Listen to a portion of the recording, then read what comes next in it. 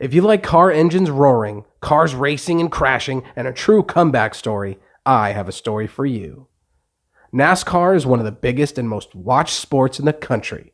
It's all about fast cars, big, loud engines, and guys driving at speeds over 200 miles per hour around a track. It's very fun, but it's also very dangerous to drivers and their team. But none of that mattered to a man named Cole Trickle. Cole was a man who had dark eyes and light brown fluffy hair. He always had a look of determination at all times. He was a young guy who wanted to make a name for himself as a driver in NASCAR. He had a lot of success doing other type of racing, but he wanted to move to the big time where there was more fans and more money. He was a driver without a car, and he needed someone to help him. Someone with a big name who believed in him, and that man was named Harry. Harry was a legendary manager and car builder. He built the best and the fastest cars in the business. He was a well-respected crew manager, but he was taking a break from racing. He was talked into meeting a young hotshot driver named Cole Trickle. And at first glance, he didn't like Cole because he was cocky and arrogant. That just means that he thought he was the best, and he carried himself like he was better than everybody else. And now you just want to up and drive NASCAR. What do you know about stock car racing? Well, watch on television, of course. You've seen it on television? ESPN. The coverage is excellent. You'd be surprised at how much you can pick up. I'm sure I would. Look, this may not be the best time for you to run this car. Don't you think we ought to talk? What, about how I'm gonna run? About how you've managed to live as long as you have. Look, I ain't gonna let you race this car. Let me drive. I won't make a fool out of you. After a practice race around the track, Cole proved to everyone that he was a good driver, and Harry decided to build a car for Cole. Once Cole had a car and he was in NASCAR races, he wasn't alone on the track anymore. He was up against 40 other really good drivers going over 200 miles per hour for 300 laps each race. Cole was good alone on the track, but now he was in a crowd and facing the best drivers. Drivers like Rowdy Burns. Rowdy was a veteran and could do almost anything in a race car. He won almost all of the races and would do whatever it took to win. Cole would constantly go up against Rowdy, and Rowdy would smash Cole's car into the wall. He would smash and rub against his rear bumper, and Cole would spin out. He was just picking on Cole over and over again. Oh, he didn't slam into you, he didn't bump you, he didn't nudge you. He rubbed you. And rubbing, son, is racing. Cole wasn't running well because between Rowdy rubbing into him all the time and Cole blowing out his tires, he couldn't finish a race. And that was just frustrating to everybody. Harry and Cole sat down and had a long talk about Cole's driving style and Harry's coaching style. They decided to work together to get better racing results. The next race, Cole was doing amazing. He was in first place ahead of Rowdy when he had to stop into the pit area to get his tires changed and to get some gas. Only there was a mix-up and his team messed up getting the tires off. All of the other racers came in and left while Cole was just left behind. When he finally got back into the race, he was in third place. He was so upset and angry that Harry had to calm him down. He told Cole to go to the outside on turn 4 and beat Rowdy to the finish line. I come into the pits, I'm in first place. I go out, I'm in third with 2 laps to go. All right, first of all, don't get excited. Now, what you do is this. When they slow down in it for turn 4, just keep your foot on the gas and drive right by them on the outside. Harry, you told me nobody goes to the outside on turn 4.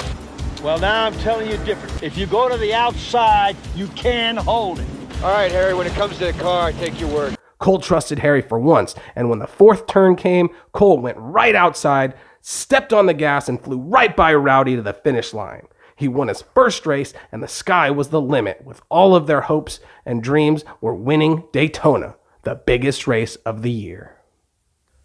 After his first win, Cole won race after race after race. He beat Rowdy 5 out of the last 6 races, and he was becoming a huge superstar in the racing world. He was signing autographs, he was doing commercials, and he was so popular with the fans. He got into his car to start a race thinking it would be just like every other race, and he was as confident as ever. He and Rowdy had broken out to an early lead, and they were battling back and forth, ramming into each other with their cars over and over again, but no man could get an edge. Harry came onto the radio and he told Cole that there was a crash up ahead. There was oil on the bottom of the track and smoke covering a section of the track. Cole looked at Rowdy, and Rowdy smashed on the gas and sped down towards the smoke. Cole followed Rowdy into the smoke, and he was almost through when he smashed right into Rowdy at 200 miles an hour. The cars crumpled, twisted, flew up into the air, and rolled over and over and over again together until they came to rest as a pile of broken pieces. The two men were taken to a hospital in a helicopter. Cole had been hit in the head real bad and he had trouble seeing anything. Rowdy was also hurt very badly, but they rested in the hospital and they got better after a couple of weeks. While they were in the hospital, they were wheeled around in wheelchairs, and darn it if they weren't competitive. Neither man wanted to be rolled next to the other. Cole would roll his wheels and move ahead of Rowdy. Rowdy would then roll his wheels and speed up until he was ahead of Cole, and back and forth they went, just like on a racetrack. But soon they were racing in wheelchairs throughout the hospital, bumping into each other, grabbing each other, and yelling at people to get out of the way. Finally, after a while, they could leave the hospital and made appointments to get checked out a couple weeks later so that they could be cleared to race again. Cole went to his doctor's appointment a few weeks later, but Rowdy missed his appointment. Cole was cleared to race again, but Rowdy wasn't.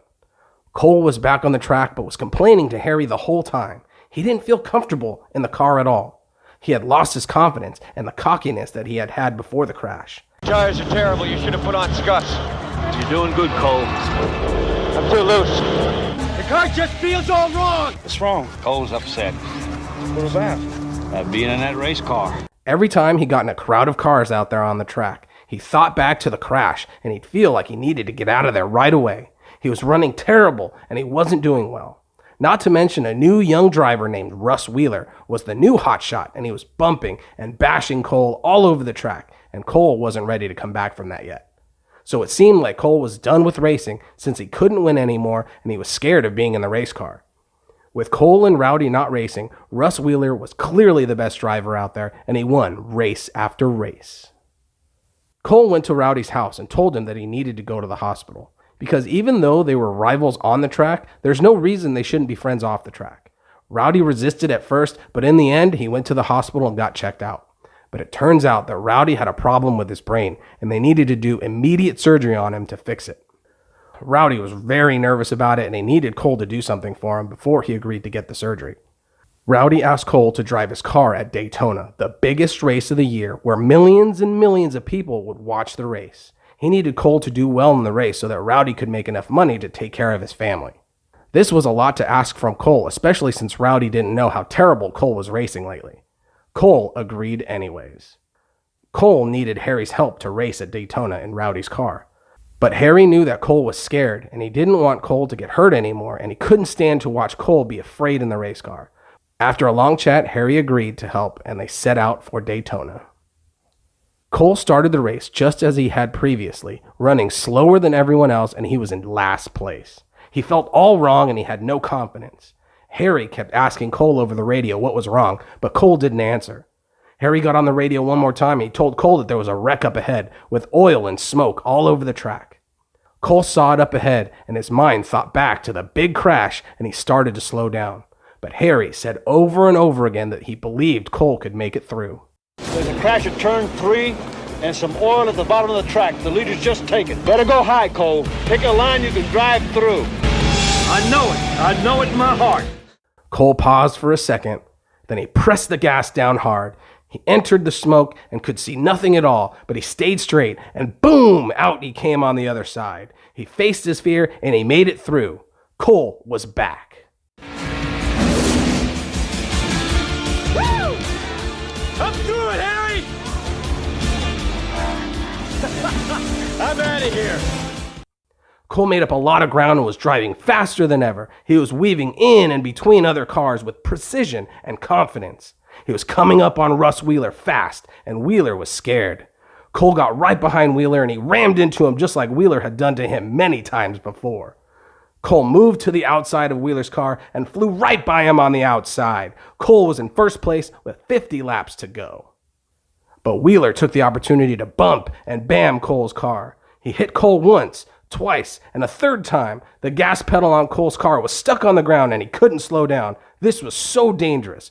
But when Wheeler hit him one more time and Cole spun out, he had to pull into the pit area in reverse. The team did a great job to get Cole back in the race in no time. Cole had a lot of ground to cover and only 9 laps to go.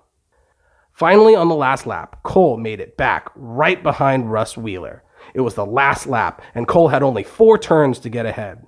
He went outside on the first turn, and Wheeler rammed his car into Cole's and smashed him into the wall. Cole had to slow down, and he got back behind Wheeler.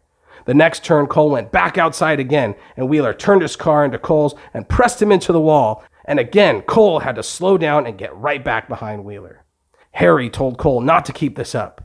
On the last turn, Cole moved out from behind Wheeler to the outside, just like he did the last 2 times, and Wheeler swerved over to smash Cole into the wall. But Cole dodged the car and instead smashed the gas down, moved down below Wheeler, and smashed him into the wall. Cole had enough juice left to beat Wheeler to the finish line, and he won the biggest race of the year. He's gonna take me on the outside. I'm gonna put him in the wall.